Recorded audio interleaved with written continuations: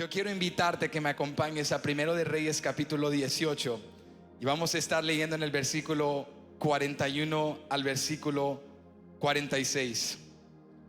Te digo de antemano que este es un mensaje que he cargado en mi corazón desde el inicio de preparar esta serie. Es un mensaje que cuando empecé a estudiar la vida de Elías y nos íbamos preparando como iglesia para abordar esta serie de fe inquebrantable, este fue un tema que hasta el tema Dios me lo dio desde el momento que lo leí. He cargado este tema por ya algunos meses y definitivamente estas últimas semanas, y te lo digo de antemano que le he orado al Señor que a través de esta palabra veamos un mover del Espíritu Santo. No podemos nosotros demandar nada de parte de Dios, pero como sus hijos sí pedimos con expectativa y fe. Y yo creo que hoy el Espíritu Santo se puede mover en nuestros medios. ¿Tú lo crees? Que hoy el Espíritu Santo puede llenarnos de su presencia de nuevo. Somos morada del Espíritu Santo, pero yo te estoy hablando de esa presencia manifiesta, cuando el Espíritu se mueve y nos recuerda que Él está obrando en nuestros medios. Porque esto es justo lo que Dios hizo en este pasaje. Dios envió aquello que por 3 años y medio no hubo. Dios envió la lluvia. Y por eso nuestro tema el día de hoy es: viene la lluvia. Toca al que está a tu lado y anímalo, dile: viene la lluvia.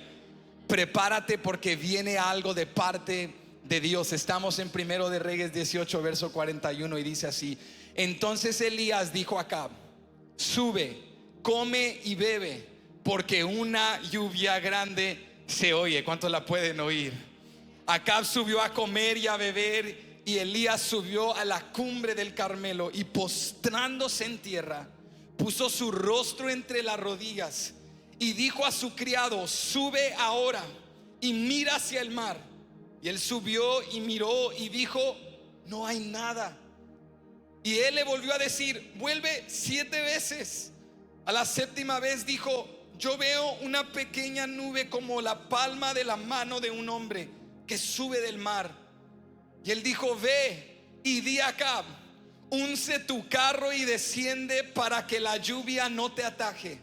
Y aconteció, estando en esto, que los cielos se oscurecieron con nubes y viento, y hubo gran lluvia. Y subiendo Acab vino a Jezreel, y la mano de Jehová estuvo sobre Elías, el cual ciñó sus lomos y corrió delante de Acab hasta llegar a Jezreel. Nuestro tema nuevamente el día de hoy es: viene la lluvia. Dilo conmigo una vez más: viene la lluvia. Inclina tu rostro y vamos a orar juntos. Padre, te damos gracias por tu presencia. Gracias por ministrar a nuestras vidas, por manifestar tu presencia en nuestros medios, por recordarnos como tu iglesia que tú estás con nosotros. Te damos gracias por tu palabra, Señor, que sustenta nuestra fe, que esclarece el camino a seguir y que nos recuerda cuál es tu buena y perfecta voluntad para cada uno de nosotros. Háblanos en este día y ayúdanos a creer que esa lluvia, es decir, esa promesa, esa intervención divina, está por venir. Ayúdanos a persistir en oración como lo hizo Elías, a no darnos por vencidos la primera vez que alguien nos diga: no hay nada, no hay cambio, no hay avance, no hay sanidad, no hay restauración, las cosas siguen iguales: sequía, hambruna, caos, necesidad, enfermedad, depresión, disfunción. Pero hoy, como Elías, ponemos nuestro rostro entre nuestras rodillas y nos aferramos a tu palabra. Tú dijiste que tú enviarías la lluvia, y abrazados de esa palabra oramos y persistimos hasta ver lo que tú has dicho, porque todo lo que tú dices lo haces. Háblanos en este día, Señor, en el nombre de Jesús lo pedimos. Y todos decimos amén. Puedes ocupar tu lugar. Viene la lluvia. A partir de Primero de Reyes capítulo 17 y en adelante, hay un tema subyacente, un tema importante que viene a ser más que un hecho de la naturaleza o de la creación, sino que cobra un sentido profundo espiritual, y es el tema de la lluvia. En Primero de Reyes 17 y en adelante, la lluvia viene a cobrar un sentido profundo espiritual. No es solamente otro proceso de la naturaleza o de la tierra, sino que viene a representar algo acerca de Israel. Porque la Biblia nos enseña que aunque nosotros quizá pensamos que el mundo físico y el mundo espiritual están desconectados, o es decir, las cosas espirituales y las cosas físicas están desconectadas, la Biblia nos enseña lo contrario. La Biblia nos enseña que lo físico y lo espiritual están entrelazados. Por eso cuando tú y yo descuidamos de nuestro cuerpo, de nuestra salud, de nuestra vida, vivimos incluso en un desorden. Hay un estorbo a nuestra oración. Hay como una tapa que impide nuestro crecimiento en las cosas espirituales. Porque si quiero prosperar en lo espiritual, tengo que administrar y ser responsable en lo físico también. ¿Cuántos están de acuerdo?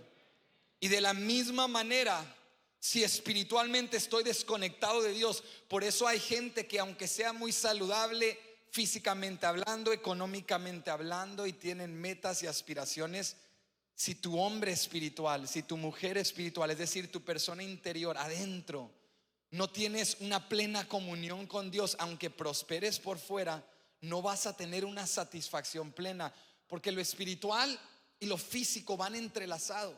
Por eso Dios siempre ha utilizado la creación, ha utilizado diferentes ilustraciones y diferentes cuadros de vida para ilustrar la condición espiritual de su pueblo. En Primero de Reyes 17 y en adelante, Dios utilizó la lluvia.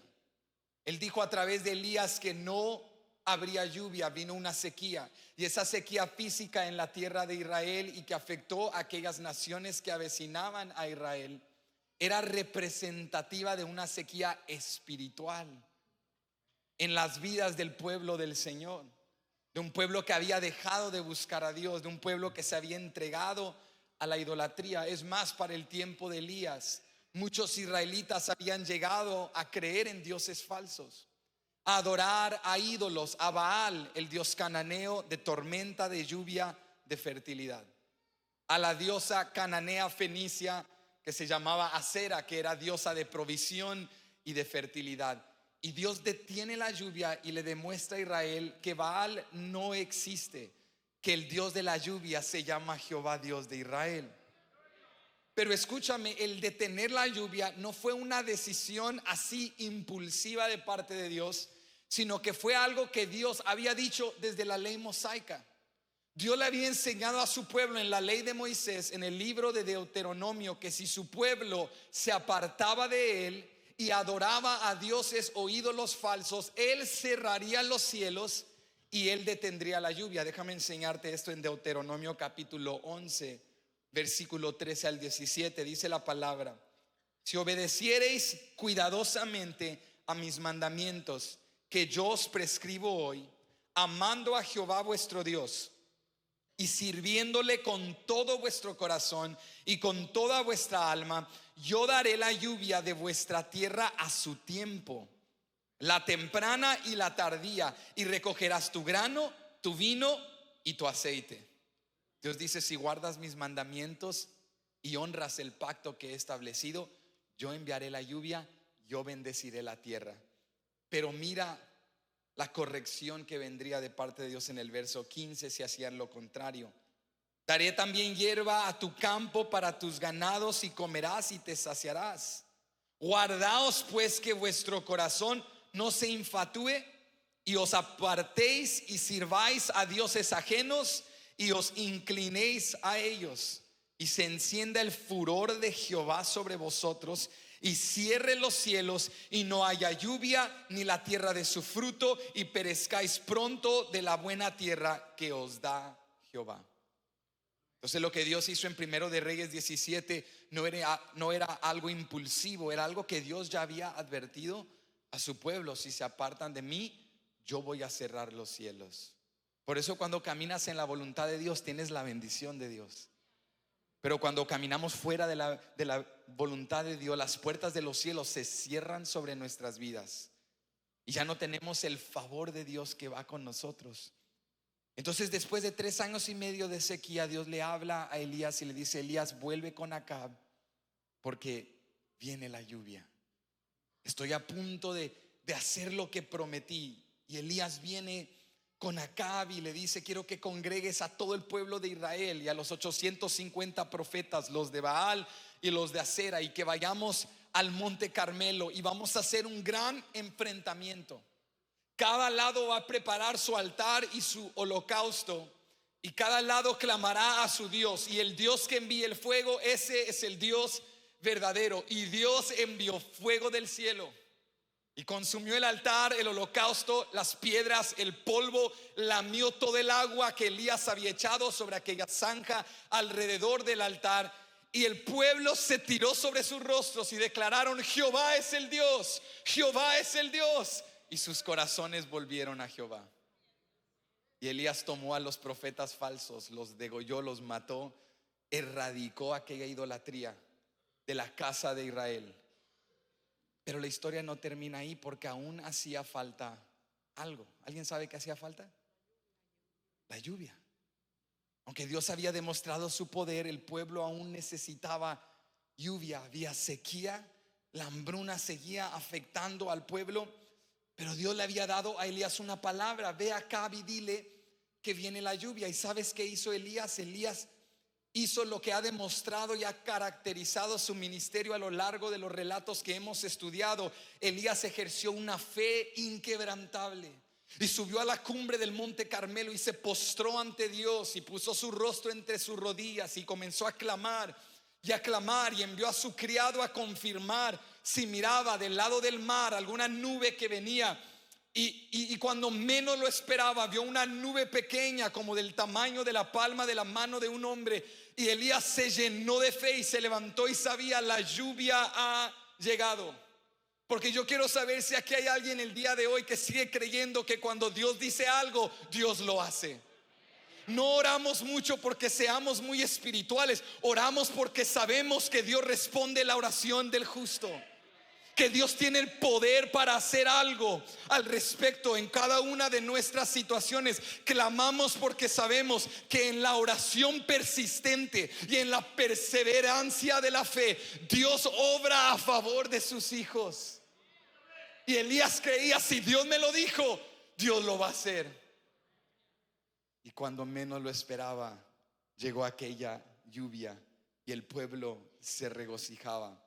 Y todos reconocieron que Dios es el único Dios verdadero. Pero cuando yo te hablo de aquella lluvia que viene, ¿qué significa eso para ti? ¿Qué significa eso para mí en nuestra vida actual? Yo creo que al pedirle al Señor que envíe una lluvia sobre nuestras vidas, a lo que nos referimos es a esa intervención divina en nuestra vida. Cuando Dios interviene de una manera personal, cuando Dios obra en tu vida, cuando Dios responde con lo que más necesitas, cuando Dios interrumpe tu vida normal y Dios entra a tu espacio de necesidad, a tu sequía, a tu hambruna, como lo hizo con Israel, y contesta la oración de creyentes persistentes. Y yo creo que el día de hoy aquí hay creyentes persistentes que hoy vamos a cobrar fe y ánimo a través de la palabra de Dios para ir a nuestra vida normal de lunes a domingo y clamar a Dios creyendo que la lluvia del Señor, aquella intervención de Dios, aquellas promesas que Dios ha declarado, aquella palabra que Dios ha decretado, se cumplirá en nuestras vidas. Si tú crees eso, haz ruido como por 3 segundos y grita amén. Hay 3 cosas que yo te quiero dejar, que Elías nos enseña para activar nuestra fe y recordarnos que la lluvia de Dios, es decir, sus promesas y su intervención divina, vienen a nuestras vidas. Y aquí están las 3 cosas. Lo primero es: ríndete a la voluntad de Dios. Lo segundo es: persiste en fe. Y lo tercero es: corre con la fuerza de Dios. Lo primero que aprendemos en este relato de aquella lluvia tan esperada es que Dios utilizó a Elías porque Elías fue un hombre que se rindió a la voluntad de Dios. Sacude al que está a tu lado y despiértalo, porque algunos se me duermen en la pura introducción. Y dile: ríndete, ríndete, ríndete. Anímalo, anímalo. Dile: ríndete ante la voluntad de Dios. Vuelve conmigo a Primero de Reyes capítulo 18. Dice el versículo 41 al 42. Mira esto, dice aquí: entonces Elías dijo a Acab: sube, come y bebe, porque una lluvia grande se oye. Acab subió a comer y a beber, y Elías subió a la cumbre del Carmelo. Y mira esto, esta palabra es clave. Y postrándose, ¿qué hizo? Postrándose en tierra, puso su rostro entre las rodillas. Algo característico de Elías es que Elías era un hombre que no vivía para sí mismo. Elías era un hombre rendido ante la voluntad de Dios. Él había comprendido que su ministerio no se trataba de sí mismo. Es más, su historia inicia en Primero de Reyes 17 diciéndonos que él llega de inmediato acá a decirle que ya no habrá lluvia. Solo nos dice que era Elías tisbita, pero no nos dice nada más acerca de su vida personal, porque lo importante acerca de Elías es que Elías era un hombre rendido a la voluntad de Dios. Él tenía una palabra de parte de Dios que la lluvia vendría, pero Elías decide ir a la cumbre del monte Carmelo y postrarse. ¿Qué hizo?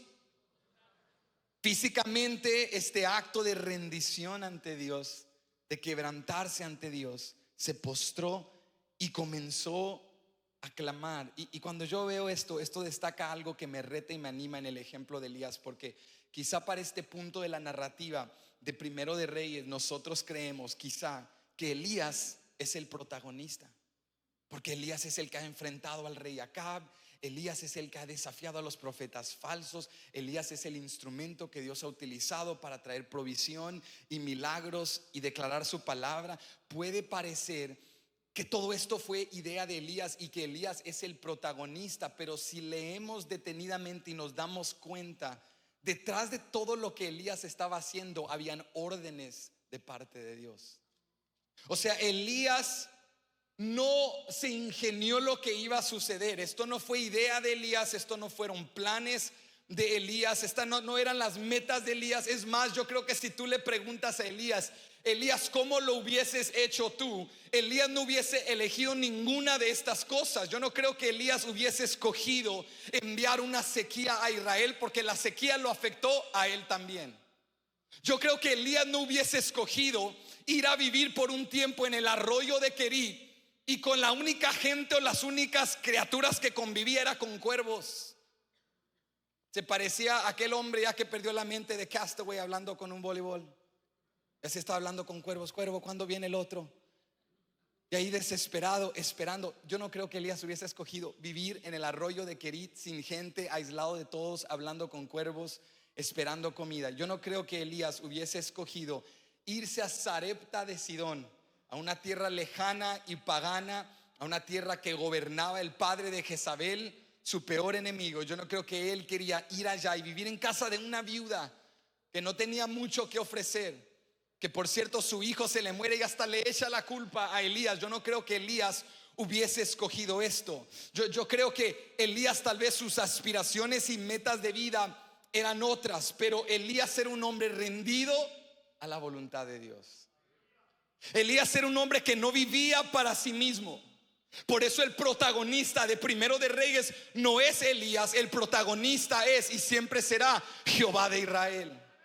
Es Dios el que tenía el plan. Estas eran ideas de Dios. Y de la misma manera quizá tú no escogerías, yo no hubiese escogido el dolor, el sufrimiento, la enfermedad como vínculo al quebrantamiento, como instrumento para nuestro desarrollo y para cultivar nuestra fe. Pero como esto no es de ti ni de mí, no es de nuestra voluntad, sino que Dios es el protagonista, y esto se trata de rendirnos a su voluntad, entonces no es a nuestra manera, sino a la manera de Dios.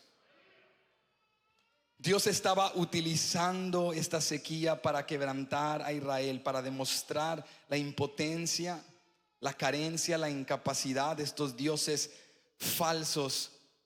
Pero Elías fue un instrumento útil porque aprendió a rendirse.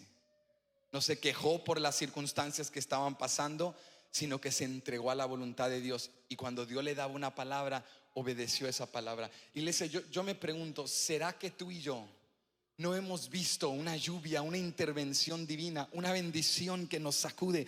Porque quizá tú y yo no hemos experimentado una plenitud en Dios, una satisfacción profunda, un gozo duradero, porque vivimos cumpliendo nuestra voluntad y no la voluntad de Dios. Decirte que rindas tu voluntad a Dios en un mundo posmoderno que nos dice tú eres el autor y el protagonista de tu vida es totalmente contracultural. Vivimos en un mundo que nos dice esta vida se trata de ti, haz lo que te hace feliz, haz lo que te gusta, haz lo que te llena, haz lo que te satisface. Y acá Elías es un ejemplo totalmente contracultural al mundo en el cual vivimos. O sea, nosotros vivimos en un mundo donde pensamos así: esta es mi vida, mis metas, mis planes, y yo invito a Dios a que participe. ¿Cuántos piensan así? No levantes tu mano, pero Dios te está hablando. Nosotros vivimos nuestra vida aquí en Estados Unidos como que yo tengo mis metas familiares, mis proyectos, aspiraciones para mí, mis hijos, mi familia, y yo solo invito a Dios a que participe cuando lo necesito.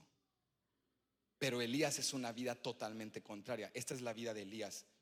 Yo vivo para los propósitos, los planes y la voluntad de Dios, y Él me invita a mí a que participe en sus planes y en su voluntad. Pero muchos, y me incluyo, no vivimos así. Vivimos con la corriente de una cultura que nos dice lo más importante es hacer lo que te hace feliz, prosperar, ser exitoso, lograr la cima de la sociedad. Pero te hago una pregunta: ¿cómo es que la gente más exitosa que ha logrado la cima de la sociedad, billonarios en nuestra cultura, gente que está en lo más alto, terminan divorciados, terminan tristes, terminan desanimados? Y no es que yo esté diciendo que las riquezas sean malas o que la prosperidad sea mala, pero sí estoy diciendo que todas las riquezas y la prosperidad del mundo sin Cristo iguala a nada. Porque es que vivimos en una sociedad que nos dice esto se trata de ti, llénate de ti, pero vivimos tan deprimidos y tan frustrados y no podemos dormir en las noches, y comemos y no nos saciamos, y nos llenamos y no nos llena, y nos rodeamos de gente y de cosas y experiencias, y compramos y hacemos tanto, pero no estamos felices. ¿Sabes por qué? Porque el hombre no fue creado para vivir para sí mismo. El hombre fue creado para vivir y dar gloria para Dios. No vamos a ver la lluvia de Dios, no vamos a experimentar la intervención de Dios si no nos rendimos ante la voluntad de Dios. Si el todo de tu vida es algo o alguien, el todo de tu vida será lo que ese algo o ese alguien te puede dar. Y nada ni nadie debajo del sol puede dar eternidad, felicidad, gozo. El único que puede dar eso es Cristo Jesús. Una vida eterna plena en gozo, en abundancia y no en condenación, eso solo lo puede dar Cristo Jesús. Por eso mira lo que dice Pablo en Efesios 5, verso 15 al 17. Él dice: mirad pues con diligencia cómo andéis, no como necios, sino como sabios. Entonces Pablo dice: mirad pues con diligencia cómo andéis. Te lo traduzco a nuestro léxico normal: ojo con cómo andas, cuidado cómo vives, porque hay gente sabia y hay gente insensata. El insensato vive para sí, para el momento. ¿Qué importa el mañana? Ahorita disfrutemos. Pero el sabio no solo piensa en el mañana, el sabio piensa en la eternidad. Y porque piensa en la eternidad, mira con diligencia cómo anda y cómo vive. Mira lo que dice el versículo 16: aprovechando bien el tiempo, porque los días son malos. Por tanto, no seáis insensatos, sino entendidos de cuál sea la voluntad del Señor.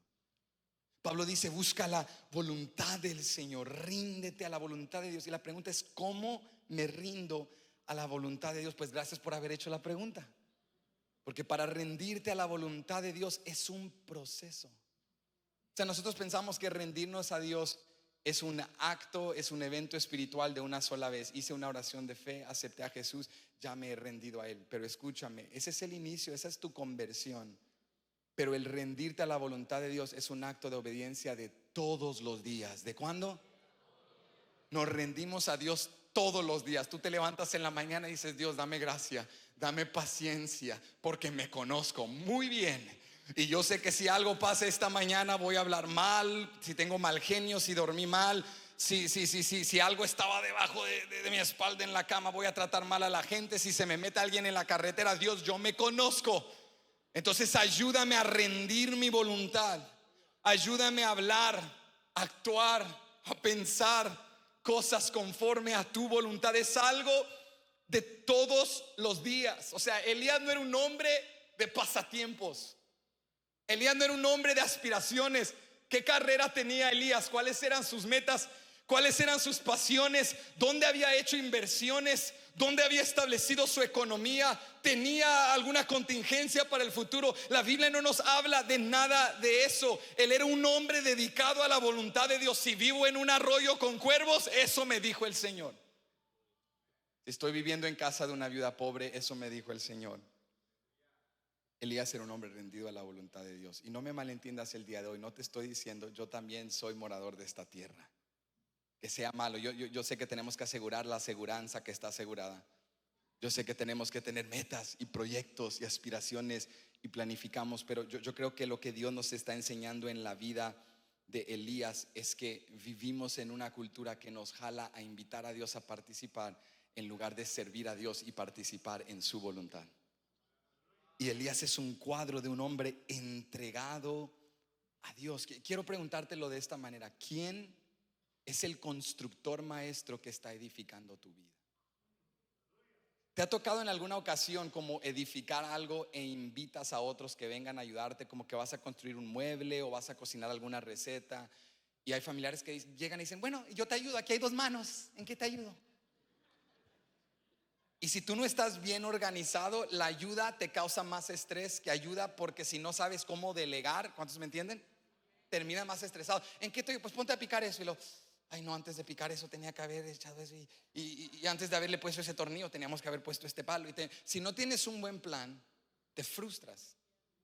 Y por eso muchos vivimos nuestra vida frustrados, porque somos pésimos constructores maestros. Porque estamos tratando de edificar nuestras vidas y luego nos pasan cosas que no esperábamos, y suceden cosas que no esperábamos, y se baja la economía y viene una enfermedad y viene gente: ¿en qué te ayudo? ¿Y cómo le hacemos? Y tú dices: bueno, no sé ni qué decirle a mis hijos, no sé, porque estás tratando de cumplir un rol que le pertenece a Cristo. Estás tratando de edificar tu vida cuando no fuiste llamado a ser un arquitecto, fuiste llamado a ser obrero para edificar una vida que Dios te ha confiado. Nos frustramos y nos desesperamos porque estamos tratando de forzar un rol que no nos pertenece. Porque olvídate de que desconocemos el mañana. Escucha lo que te voy a decir: no sabemos ni lo que va a pasar en los próximos 5 minutos. ¿Cómo vamos a nosotros a diseñar nuestras vidas? No sabemos ni lo que va a pasar en los próximos 5 minutos. O sea, hacemos planes y decimos: esto es lo que va a pasar, esto es lo que va a... Dice el libro de Eclesiastés: el obrero agarra sus herramientas, le da un beso a su esposa, nos vemos en la tarde, y se lleva su lonche y se va emocionado, se cae en un pozo y se muere. Eso dice Eclesiastés.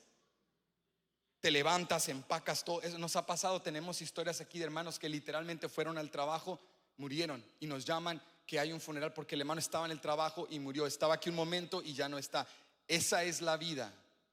¿Cómo voy a ser el constructor maestro? Ni siquiera sé qué va a pasar en los 5 minutos próximos. Pero que si hay un constructor maestro que tiene conocimiento ilimitado y recursos ilimitados, y no solo conoce el mañana, lo controla. Que si hay uno al cual puedo depender de él y confiar en él, y cuando parece que viene algo incierto para mí, él dice: hijo, tranquilo, yo tengo todo el control. Escúchame, construye tu vida en Cristo Jesús.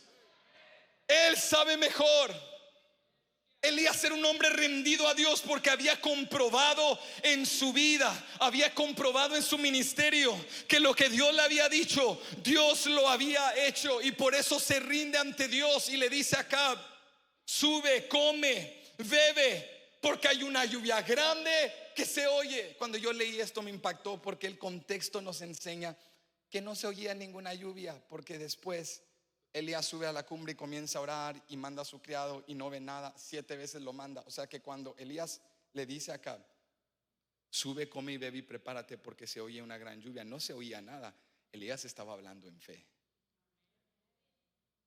Elías estaba rendido ante la voluntad de Dios y tenía una fe tan inquebrantable y audaz que le dice a Acab: ve y prepárate porque yo ya escucho lo que ni siquiera se oye. Yo ya estoy viendo lo que ni siquiera se ha visto. Yo creo porque Dios me dijo que enviaría la lluvia. Yo ya la siento que está cayendo. ¿Cuánto siente la lluvia?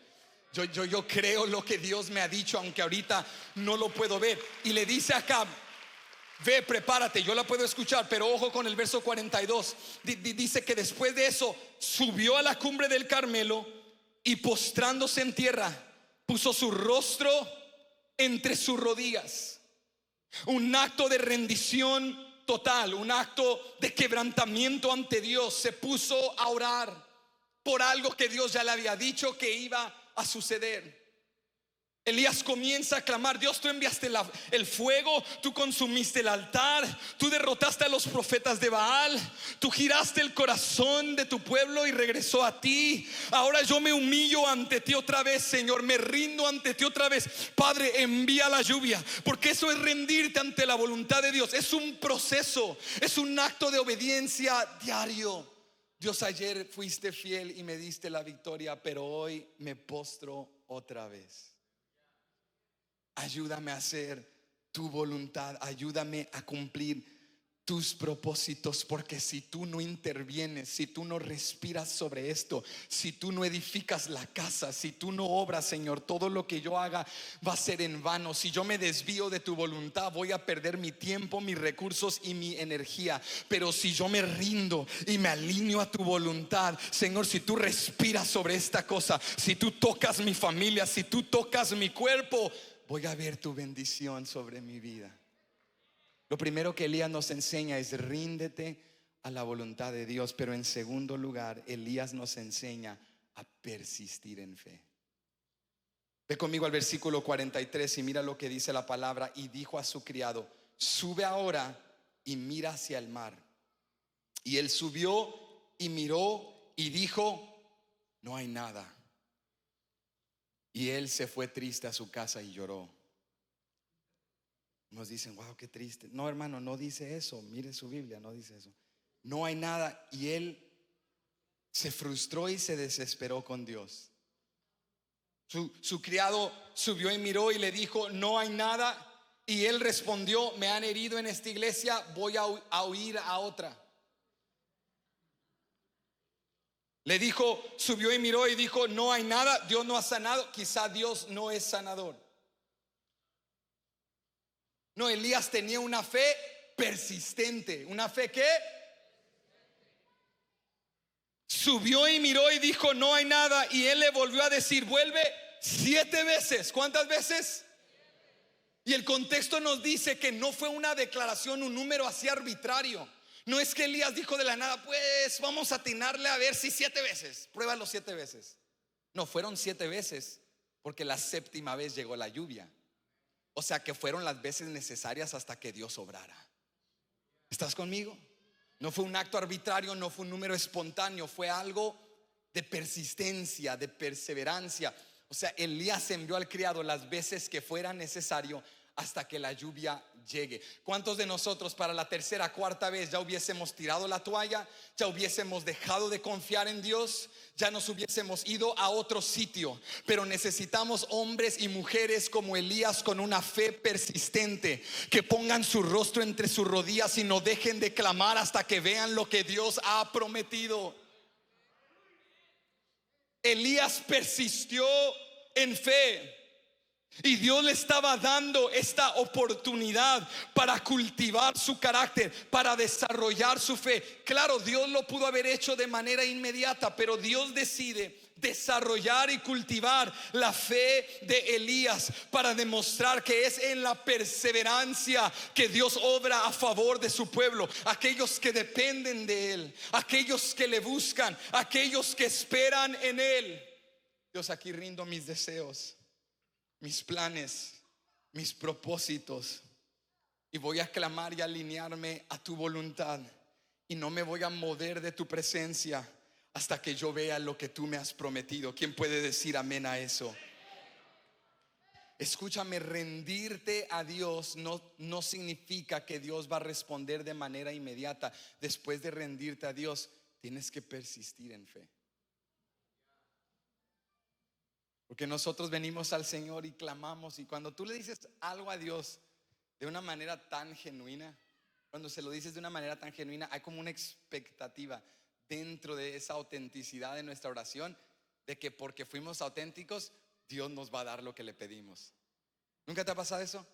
Dios, te lo digo en serio, Señor, yo te amo, yo no necesito que me des eso, pero si me lo das, Dios, estaría buenísimo, pero no lo necesito. Yo te amo por quien tú eres, pero si me das eso, estaría muy bien, pero no es por eso. Yo te amo por quien tú eres, pero si eso viene, pero es por ti. Pero gracias, Señor, gracias. Y dejamos de orar, y es nuestra expectativa que de manera inmediata Dios lo haga. Pero Elías era un hombre de fe persistente. Él sabía que después de rendirte ante Dios, tienes que seguir buscando la presencia de Dios. Tienes que entrar a esa intimidad en la presencia de Dios y practicar perseverancia y practicar paciencia. Ahora yo quisiera argumentarte, estaba analizando esto el día de hoy y Dios me estuvo hablando mientras me preparaba y meditaba en esto ayer, que no es que nosotros seamos impacientes, es que somos impacientes con Dios, pero somos pacientes con lo que nos importa. O sea, cuando venimos a la iglesia, si el sermón se tarda mucho, nos desesperamos. Si la adoración se tarda mucho, nos desesperamos.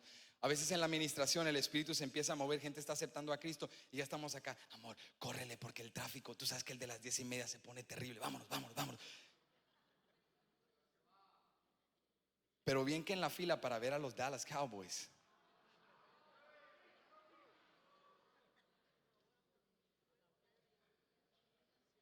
Bien que este hombre en la iglesia no sabe ni mover ni un dedo para alabar a Dios, pero para los Cowboys, con barba, con bota, se pinta la cara y tira la nómina por la ventana para ir y gritarle a muchachos de menos de 30 años que tiran un balón de cuero. Bien que hacemos filas en un concierto y ahí no estás en fila. Estás en filas cargando a tus niños en las vacaciones para ir a divertirse y ahí no nos quejamos, porque eso lo valoramos. Bien que llegas, hermana, a hacerte las uñas y dices, ¿cuánto voy a esperar? 1 hora y media. Pues tengo tiempo. Si quieres ponerte las extensiones, vas a tener que esperar 2 horas. Tengo tiempo. Solo tengo 5 hijos, un marido, un trabajo, pero no tengo nada que hacer. Porque lo que nos importa. Bien que nos levantamos a las 7 de la mañana para llevar a nuestros hijos a jugar deporte. Y echamos la casa por la ventana para que tengan carreras y prosperen en las cosas de la tierra. Pero en la iglesia nos desesperamos 10 minutos. Porque queremos salir el domingo para ir a comer, porque es el día off y se nos olvida que este día supuestamente se lo dedicamos a Dios. Escúchame. Yo no te estoy atacando, yo me estoy predicando a mí mismo. Pero te lo digo porque el Espíritu me retaba y Dios me estaba hablando y estaba reflexionando en que somos pacientes con lo que valoramos. Somos pacientes con lo que nos importa. Pero en la oración tiramos la toalla. En la búsqueda de Dios nos cansamos. Escúchame, si lees la Biblia y no la entiendes, léela otra vez. Si oras y no sientes nada, ora otra vez. Planta tu rostro en la tierra y no te muevas hasta que los cielos se abran sobre tu familia. Clama a Dios. Entra a la presencia de Dios. Toma esa pasión, esa energía que has metido a tu carrera, a tus aspiraciones, a tu cuerpo, las horas que metes al gimnasio, mételas en la presencia de Dios. Y la lluvia vendrá sobre nosotros y las puertas de los cielos se abrirán. No te estoy diciendo que dejes de hacer aquello, pero te estoy diciendo que si hacer aquello te roba de hacer lo que más importa, entonces algo está fuera de orden. A Elías no le interesaba nada. No me muevo de la cumbre del monte hasta que los cielos se abran, porque Dios me dio una palabra. Hay alguien en Templo Betania que como por 8 segundos puede hacer ruido y llenarse de fe y de valor. Voy a ir a mi casa y voy a clamar y voy a creer y no me voy a mover de la presencia de Dios. Voy a persistir hasta que vea la lluvia.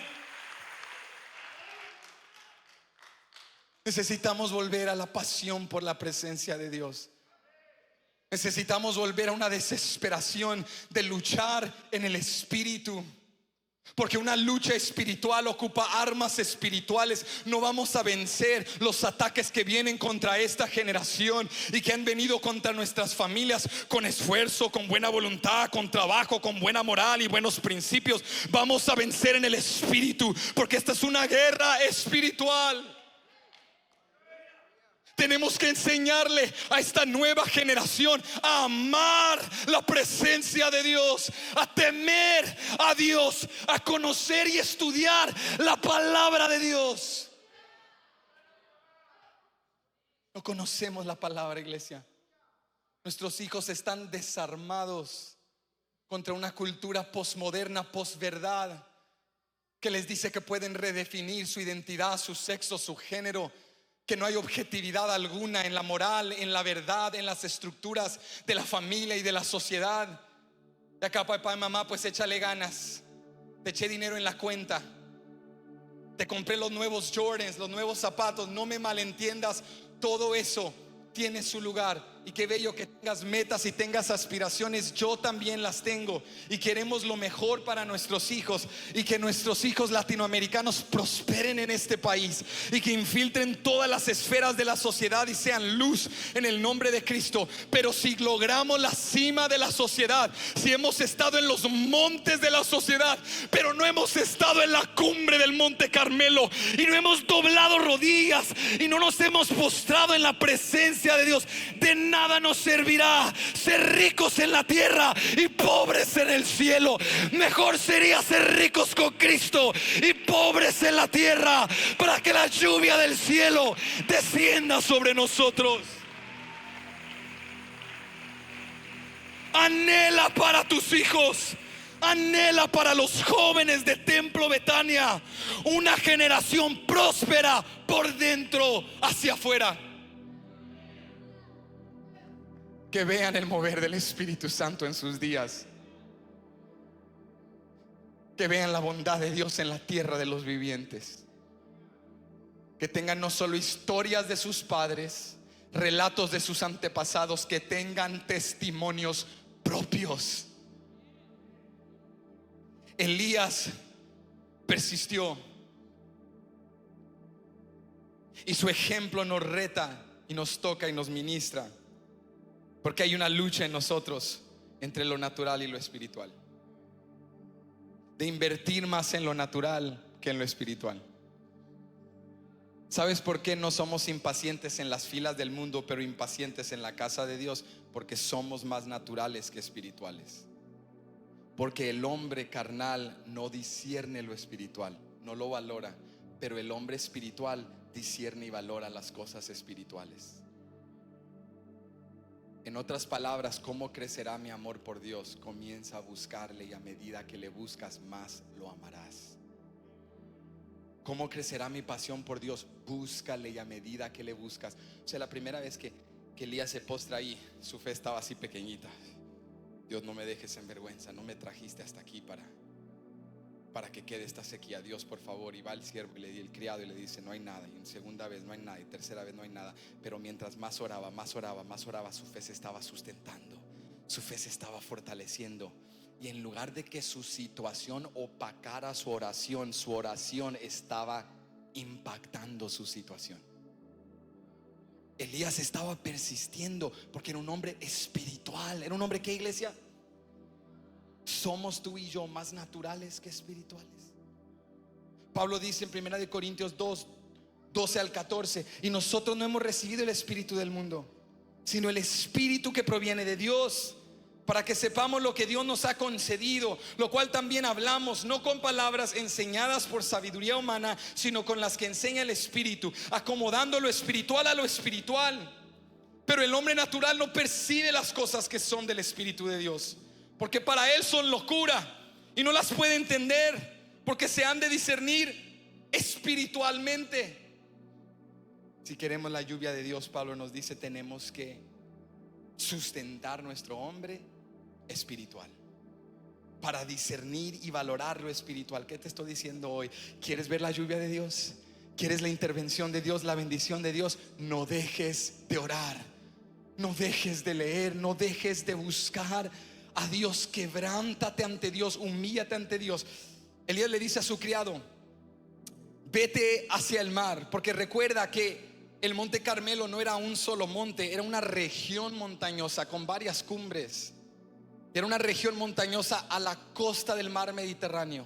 Entonces Elías está en una cumbre, pero le dice al criado: vete a esa otra cumbre, vete a ese otro lado, en una región montañosa, para que puedas ver el mar. Y el criado va y sube, y está ahí arriba y mirando y dice: no hay nada. Baja, viaja otra vez, y ahí está Elías, su rostro entre sus rodillas, clamando, y le dice: no hay nada. Y Elías le dice: ve otra vez. Ok. Y otra vez va y sube y mira y está mirando: por favor, Señor, estoy cansado, no hay mucha comida en Israel, estoy débil, envía una nube chiquita, chiquitita. Nada. Y vuelve con Elías y le dice: no hay nada, no veo nada. Pero mientras Elías está postrado, persistiendo en la oración, yo me imagino que lo que Elías estaba repitiendo en su mente no era lo que sentía, no era lo que miraba, sino lo que Dios había dicho: ve, muéstrate acá, y yo haré llover sobre la faz de la tierra. Hay algo importante que Elías hizo. Elías no solo se postró, Elías puso su rostro entre sus rodillas. Porque Elías dijo: si yo oro así, y yo miro la sequía, y yo miro la hambruna, y yo veo los cielos cerrados, mi fe va a caer. Pero cuando pongo mi rostro entre mis rodillas, dejo de ver lo que me rodea y comienzo a ver lo que Dios ha dicho. Yo haré llover sobre la faz de la tierra. Cuando venga el criado y te diga: la enfermedad sigue, la necesidad sigue, el problema sigue, pon tu rostro entre tus rodillas y di: Dios, veo la enfermedad, veo el dolor, veo la necesidad, pero ahorita voy a dejar de ver lo que me rodea y voy a poner mi mirada en tu palabra. Tú dijiste: yo haré llover sobre la faz de la tierra, y en tu palabra voy a seguir orando, y en tu palabra los voy a seguir enviando. Y le dijo a su criado: otra vez, y otra vez, y otra vez. En esa oración persistente, el entorno empezó a cambiar, porque la oración tiene poder. La oración cambia el entorno. ¿Tú has entrado a la casa de alguien que ora? Yo he entrado a la casa de alguien que ora, y cuando entras a esa casa sientes una paz. Dices: aquí hay algo diferente. No es que acá no hayan problemas, no es que acá no haya necesidad, lo hay como lo hay en todas partes, pero aquí hay algo que en todas partes no siempre hay. Aquí hay alguien que ha puesto su rostro entre sus rodillas y que ha persistido en fe, creyendo lo que Dios ha dicho. La oración cambia el entorno. La oración cambia la atmósfera. quizá Dios no me ha dado lo que he pedido, pero voy a persistir, voy a persistir, voy a persistir, voy a seguir creyendo. Porque escúchame, allí con su rostro entre sus rodillas, rendido ante Dios, persistiendo en fe, Elías aún no había recibido lo que quería, pero tenía lo que más necesitaba. Porque lo que tú y yo más necesitamos es la presencia de Dios. Quizás siga enfermo, pero tengo la presencia de Dios. Quizá tenga necesidad, pero tengo la presencia de Dios. Quizá mi familia está desunida, pero tengo la presencia de Dios. Y mientras tenga la presencia de Dios, hay esperanza de que la lluvia vendrá. Alguien que grite: viene la lluvia. Elías oró y nada, oró y nada, fue el criado y nada. Pero dice la palabra que la séptima vez, dice el verso 44, que la séptima vez fue aquel criado y vio una pequeña nube como la palma de la mano de un hombre que subía del mar. Y fue corriendo y le dijo a Elías. Y cuando yo leí esto me pregunté: ¿cómo? Una nube como del tamaño de la palma de la mano de un hombre, o sea, una nube pequeñita. Yo me pregunté: ¿cómo la vio? ¿Cómo la vio? Es que después de 6 viajes el hombre estaba mirando con unos ojos biónicos. Él dijo: lo que esté lo voy a ver, porque otro viaje más no puedo. Se sube a aquella cumbre y estaba mirando. ¿Qué es eso? ¿Qué es eso? Es una nube. Bueno, una nube bebé recién nacida. Y fue corriendo y le dijo a Elías, y esto es lo que más me impacta: a Elías no le importó el tamaño de la nube. A Elías no le interesó cuántas nubes, no le interesó que no venía lluvia.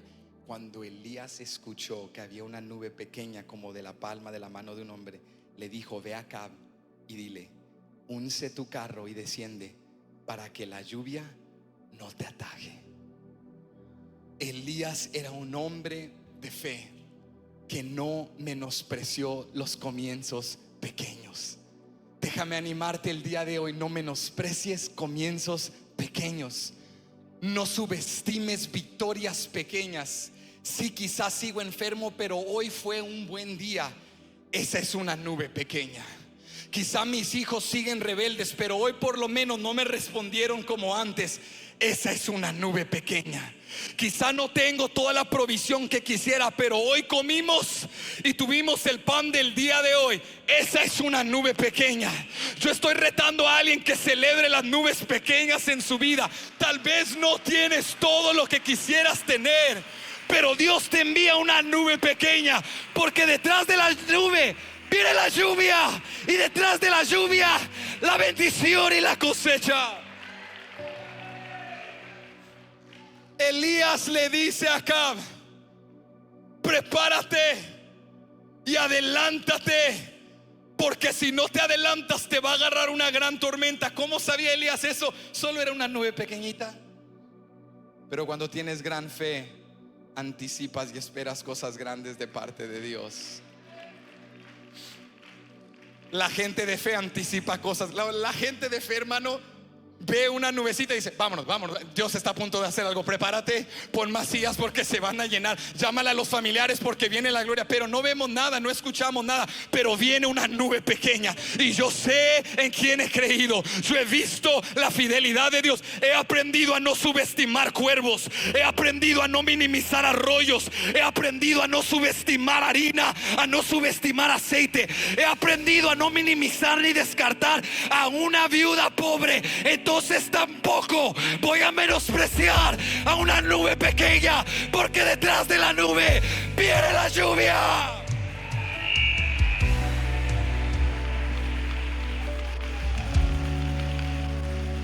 Yo sé que el milagro no ha llegado, pero hoy en la mañana no sentiste el dolor que ayer sentiste. Esa es una nube. Celébrala, canta, danza. Viene la lluvia, porque lo que Dios ha dicho, Dios lo hará. Cuando tienes gran fe, anticipas cosas grandes de parte de Dios.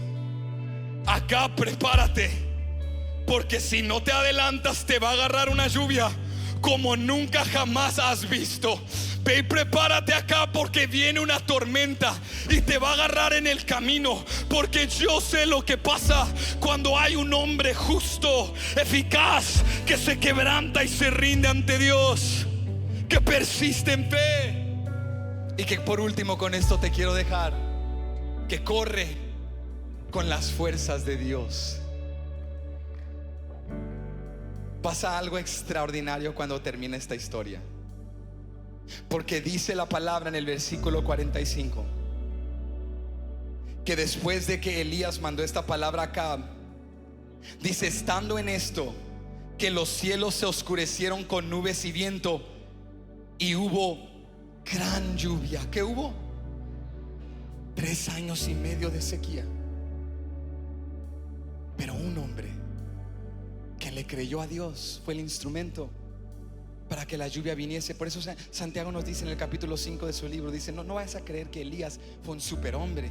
Elías fue un hombre natural como nosotros, con las mismas tentaciones y pruebas, pero Elías fue un hombre de oración y de fe audaz. Y la oración eficaz del justo puede, ¿qué, iglesia? Puede mucho. Elías clamó y la lluvia se detuvo, pero después de 3 años y medio el pueblo empezó a escuchar un ruido que ya su memoria había abandonado. El ruido de truenos, y sus ojos capturados por relámpagos, y sentían la lluvia que descendía del cielo. Los niños corrían a las calles, el pueblo danzaba. Pero Elías le dijo a Acab: quiero que vayas y te adelantes. Toma tu carro a caballos y ve a Jezreel, porque aunque la capital de Israel era Samaria, Acab y Jezabel vivían en Jezreel. Ahí tenían su palacio real. En el valle de Jezreel, a unas 20 millas de Samaria, era un sitio hermoso. Acab le dice, a Elías le dice a Acab: si no te adelantas, te va a agarrar la tormenta, te va a atajar y no vas a poder salir. Vete a tu casa. Y Acab se sube en su carro a caballos y comienza rápido a ir a su casa. Pero mira lo que sucede mientras está lloviendo. Versículo 46, aquí está la clave. Y la mano de Jehová estuvo sobre Elías. ¿Qué estuvo sobre Elías? Oh, la mano de Jehová estuvo sobre Elías. Cuando tú te rindes ante Dios, cuando tú persistes en fe, cuando pones tu rostro entre tus rodillas, quizá no tienes todo lo que quieres, pero la mano de Jehová viene sobre ti. Y cuando la mano de Jehová viene sobre ti, te levantas y corres no en tus fuerzas, corres en las fuerzas de Dios. Dios te da un poder sobrenatural. Alguien que quiere que la mano de Dios lo toque en este día: Dios, tócame con tu mano. Dios, renueva mis fuerzas. He estado corriendo en mis fuerzas humanas y mis fuerzas se desgastan, flaquean y caen, pero hoy quiero correr en tus fuerzas. Mira lo que dice la palabra: y la mano de Jehová estuvo sobre Elías, el cual ciñó sus lomos y corrió. ¿Qué hizo? Vete estirando, porque ahorita vas a correr. Y corrió delante de Acab hasta llegar a Jezreel. Mira esto conmigo. Elías le dice a Acab: adelántate, porque te va a agarrar la lluvia. Acab se sube en su carro con caballos y se va. Y mientras Acab va por delante, Elías se pone de pie cuando ve la lluvia y toma sus vestidos, eso es ceñirse los lomos, se los dobla en un cinto, los mete, que es lo que hacían en la antigüedad para trabajar, cuando tenían que trabajar, o en este caso correr. ¿Qué iba a hacer Elías? Se ciñó los lomos porque la mano de Jehová estaba sobre él, y comenzó a correr, dice la palabra, y se le adelantó Acab. Elías llegó primero a Jezreel sin caballos, corriendo en tormenta, en lodo, en lluvia. Porque cuando la mano de Jehová está sobre ti, corres no en tus fuerzas, corres en las fuerzas del cielo, corres en las fuerzas de Dios. Déjame animarte en esta tarde. Por eso dice Isaías: los muchachos se fatigan y se cansan, los jóvenes flaquean y caen, pero los que esperan a Jehová tendrán nuevas fuerzas, levantarán alas como las águilas, correrán y no se cansarán, caminarán y no se fatigarán. Yo no estaba perdiendo mi tiempo postrado en la presencia de Dios. La mano de Jehová estaba sobre mí. Prepárate para correr en el lodo, en la tormenta, en la adversidad, para correr con la fuerza de Dios, para ver la gloria de Dios. En medio de la lluvia vas a correr no en tus fuerzas, pero en las fuerzas del cielo. Elías llegó primero, porque cuando la mano de Jehová está sobre ti, corres con la fuerza de Dios. Ponte de pie conmigo en esta tarde.